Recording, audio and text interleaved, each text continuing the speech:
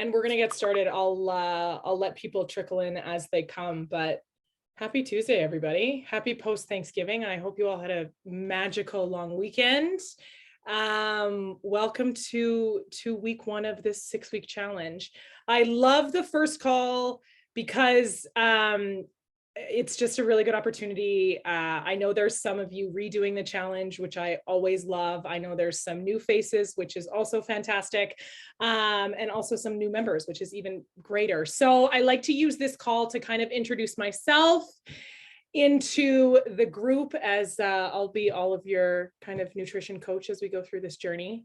And then week one is obviously kind of just finding our ground and kind of getting settled into this challenge. So I like to tackle kind of the Facebook group and what we can expect with the emails and what we can expect with tracking and all of that. So without further ado, we are going to jump right in. I'm only going to talk about Zoom etiquette once on this call, because I'm sure we've all done enough calls in the past few years that we all know, but I do just like to go through it once. So as always, just kind of keep yourself on mute, unless obviously you're chatting. There is the raise hand function, which you can use if you want to ask a question. I will give plenty of opportunity during this call as well as at the end of the call to ask questions. So if you have a question, jot it down. Guarantee you, you're probably not the only one that has it. I love to see all your faces. So I like to know that I'm actually talking to people, which is great. So I always invite you to put your video on. As always, I do know some of you are calling in from work and stuff like that, so you can leave it off as well, but I invite you to show your beautiful face to all of us. Yeah, that's basically the Zoom etiquette. Only time I'll go over it. So what I do like to suggest for these calls is keep a notebook or keep notes. This is being recorded, so you can always go back and re-listen, which is always fantastic. Yeah, that's it. That's all, friends. So I'm going to chat really quickly about myself and kind of give you all a little introduction into who I am. My name is Christina. Obviously, a lot of people call me Coach. Coach has just been replaced as my first name. I've been with Crush Camp for, I think it's 4 years. I kind of have also lost track, but I'm pretty sure it's for 4 years. Emily can correct me if I'm wrong, but I am the director of programming. So I come up with all the workouts, the HIIT workouts, the LIT workouts, and the lift workouts that are taught in studio, which is pretty much the best job and the worst job of all time, both simultaneously.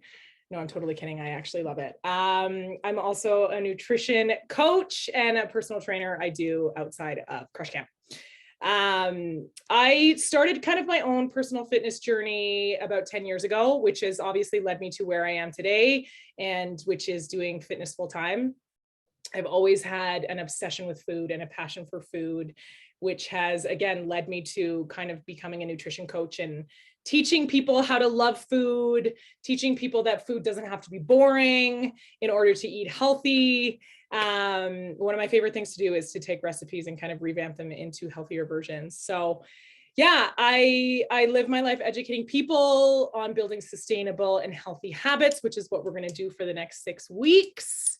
And you don't just have to eat chicken and broccoli in order to get there. So that's always good. I want to tell you a couple things as your coach, things that I will never do, and kind of also what kind of ties into this challenge.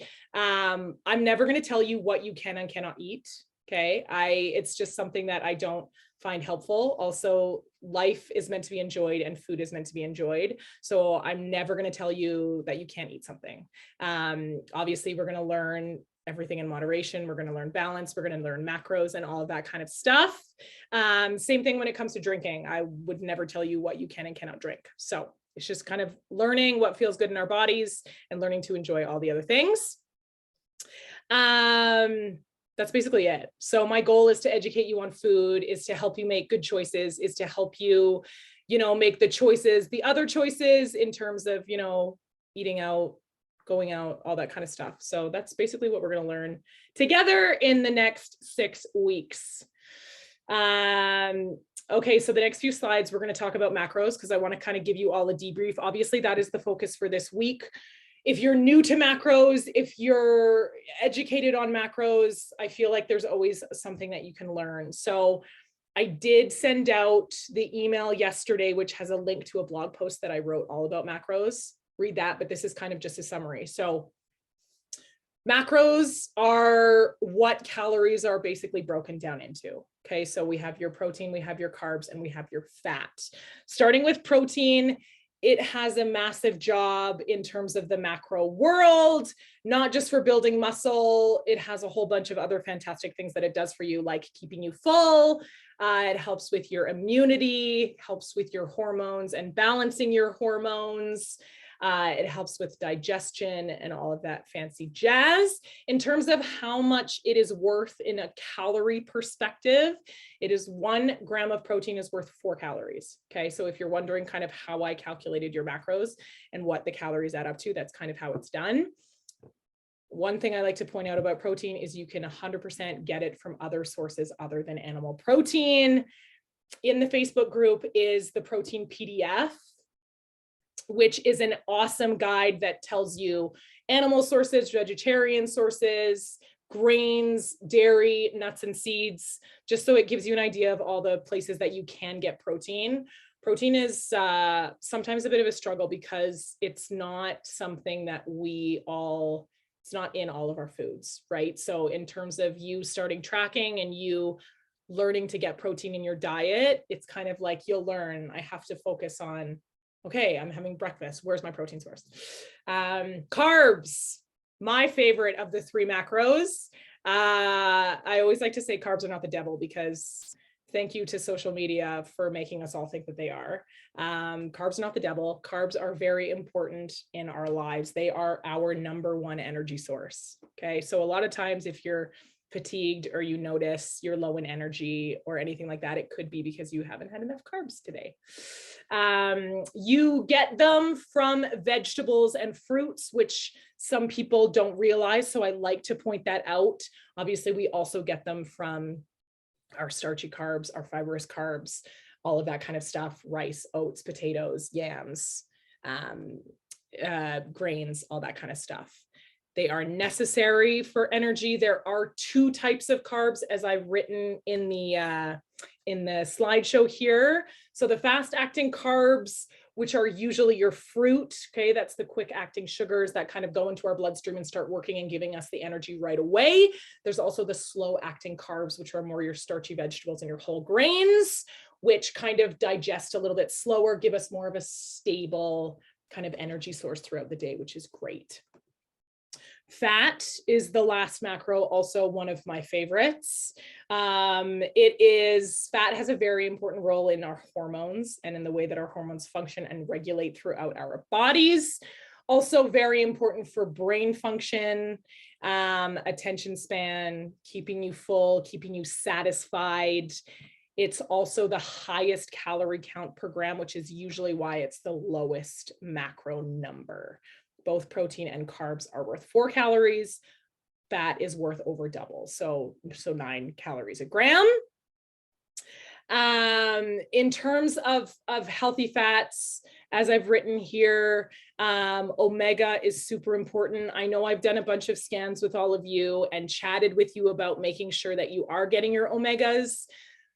We live in a place that, we don't have access to a lot of fresh fish and it's very expensive. So if you can supplement with like 2 omega-3s a day, I take them every morning. Fantastic, fantastic. You can also get them from salmon. Eggs are obviously a good source, nuts and seeds and all that fancy jazz. So take a second, let that kind of sink in. Again, if you have any questions, get them in your head, write them down. In the next couple slides, we'll go into questions. I want to chat really quickly about tracking because obviously that is the focus for this week. I know some of us are tracking, some of us are not tracking, which is 100% okay. Obviously, the nutrition badge for this week is to track at least 3 days. If you're not using an actual tracking app, just kind of pay attention to what you are eating, maybe write it down in a journal. It's just to gain awareness around what we're already doing, what we're already eating. And then we're going to kind of compare them to the macros that I've given you all. One thing to note, if you haven't gotten your macros yet, is because you haven't done your scan yet. I know there's a bunch of scans happening this week. I will get your macros to you as soon as I get all the information for those scans. So fret not, make sure you've booked in for your initial scan this week. So yeah, I do tell you all to use the Lose It app. You can also use MyFitnessPal. A couple of you have reached out. I do not mind MyFitnessPal at all. I like the Lose It app because it's very visual, it's very easy to use, and it's Canadian. So the foods are a lot easier to find and track. A couple things I'd like to mention about the Lose It app. I'm not sure about MyFitnessPal, but it's probably the same. Lose It has its own way of calculating macros. So when you sign up for the app, it's going to take you through a questionnaire, and it's going to then give you your recommended calories. Obviously, the Lose It app does not take into consideration a whole bunch of stuff. Your age, your height, your weight, your activity level, your non-activity level, just, your overall goals, that sort of thing. So don't go off of the recommendations that they give, go off of the ones that I have given you. I have also obviously taken into consideration your activity level. So you will notice the app gives you the option of entering in your exercise and entering in your daily workouts. If you like to do that, that is 100% okay. I enter mine. But note that when you enter your exercise, it's going to give you like calories back. So it's going to technically say that you can eat more based on the fact that you've exercised. It can get very confusing. I personally enter my exercise as 0 calories so that it doesn't confuse me. Know that when I calculated your macros, I included your workouts, the number of workouts that you do a day, and your kind of other activity levels. So that is all included in the macros that are calculated for you. So go off of those macros on a day-to-day basis. Simple as that. Don't overcomplicate it with kind of all of the other stuff. You can enter your personalized macros in the app, both MyFitnessPal and Lose It, but you have to pay for the premium version of the app. You do not have to enter your macros, but it is visually, kind of better in that regard. It's going to tell you that the premium version is like, I'm not sure, $60 or $70 for the year. If you wait a couple days, it's going to give you an offer of like 50% off. So if you want to buy premium, you'll have it for a year. You'll be able to enter your macros. What else? I talked about not logging exercise. You can enter recipes, which are great if you're like me and you're a creature of habit. Go in, create your same breakfast, and that way you can just kind of repeat it on a day-to-day basis. What else? I know it's only Tuesday. I know yesterday was Thanksgiving, but if you have started tracking, even yesterday, even today, just kind of write in the chat box, like what you've kind of noticed already. If you're high in a macro, if you're low in a macro, yeah, feel free to just type it in there. If there's anything that's been surprising, like I said, you only have to track for 3 days. You can track for more. I will kind of leave it at that. From past challenges and clients and that sort of thing, I kind of wrote a little kind of what did we notice, just because, that way you can all kind of not necessarily freak out in terms of your macros. Remember, week 1 is about just tracking, just getting used to tracking our food, kind of honing in on where we might need to make changes. A lot of the times you're going to notice that you're not eating enough, okay, which is a lot to wrap your head around, I know. So just kind of getting used to the fact that you might have to actually eat more food. Protein, I mentioned it earlier. We are going to focus on protein all of next week, so don't stress too much about it. I'll be chatting in the next group call about protein in all of its glory. From past experiences, I know, Erin and Kate, you're on this call. Things that are found helpful in terms of tracking, I know, is like, if you know what you're eating all day, put it in the morning or track in advance. That way it doesn't come down to dinner time and you're like, holy crap, I need to somehow get 100 grams of protein or 100 grams of carb. So pre-tracking is very good. And kind of looking up recipes. I'm just going to head over to the chat box because I feel like, look at this, you've all put stuff in. Jesse Newton, protein is hard. Marina, I eat a lot of breakfast. Marina, there is nothing wrong with that at all. My breakfast is always my biggest meal, and then they kind of get smaller from there. Lori, yesterday, higher in carbs due to Thanksgiving, 100%. Usually higher in protein intentionally. I feel like Lori's jumped off this call because I know she had to. But that's fantastic. Megan, getting protein without overdoing fats is hard. Megan, I feel this. I feel this in my soul. A lot of the times, this is one thing you might notice as well. And we might notice it more next week, is what Megan has just said. So that comes down to kind of paying attention to your protein sources. Obviously, there's a lot of protein sources that are also high in fat. If you think of animal protein, your fattier cuts of meat are going to be high in protein, but also high in fat. So just something to keep in mind. Kayla, it was surprising how hard it is to meet the protein count. Yes, Kayla, like I said, don't stress. This is what we're going to learn. It's all going to happen with time. We're going to learn all the things. Erin, not tracking yet, but last challenge was something that worked well for me, was that when I cook a recipe, I would enter the recipe in as ... October 11. I sometimes make a different serving size or have a different number of portions. I'm usually a little OCD about tracking. And if I'm going to do it, it's more motivating if I feel like it's more accurate. Erin, I like this. So, okay, so let me fully understand this though. So you enter the full recipe and then you can change the servings?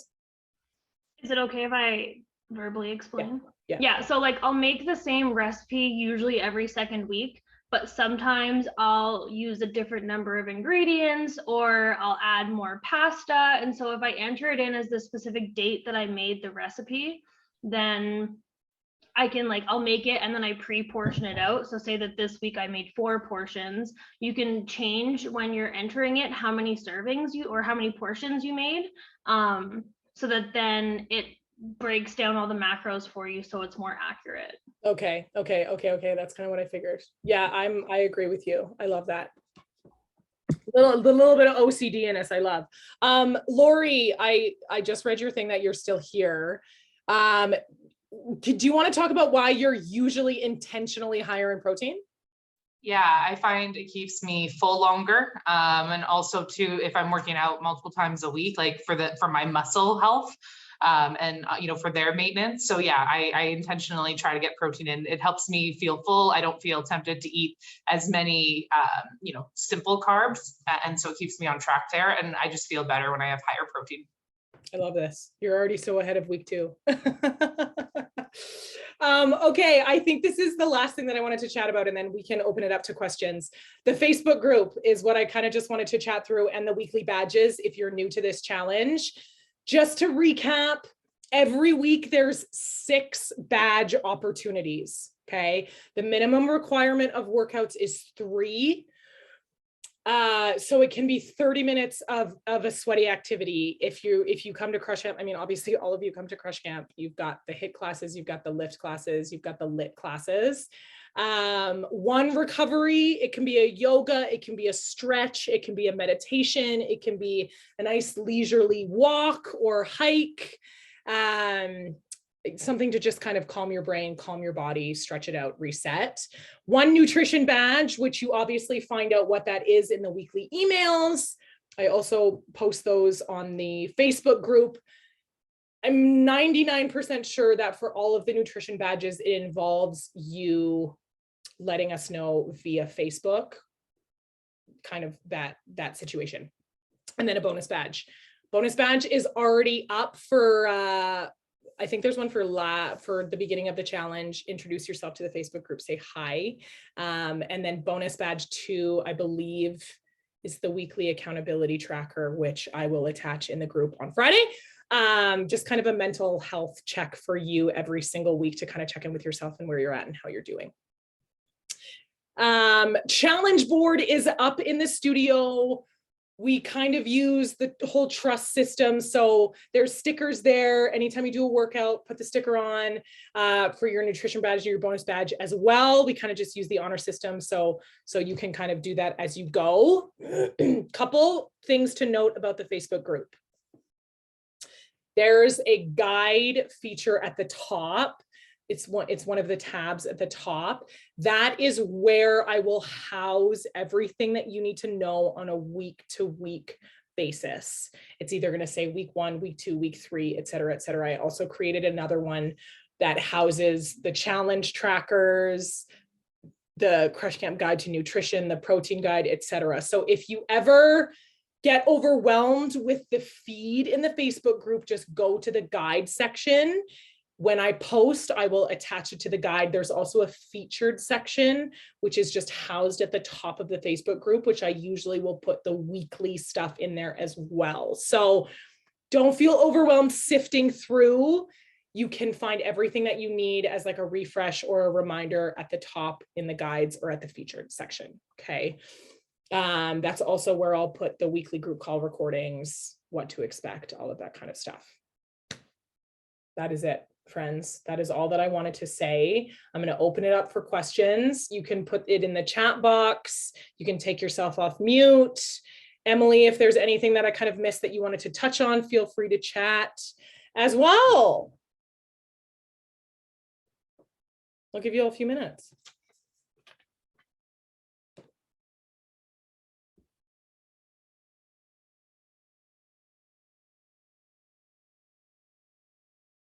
Wow, silence. My goodness, you guys have no questions, hey? Not a single question. This is kind of good though. This means that I'm tackling everything that you all had questions about already. Jesse, smiley face. Okay. I'm really good at filling the silence with my voice, so if nobody else wants to talk.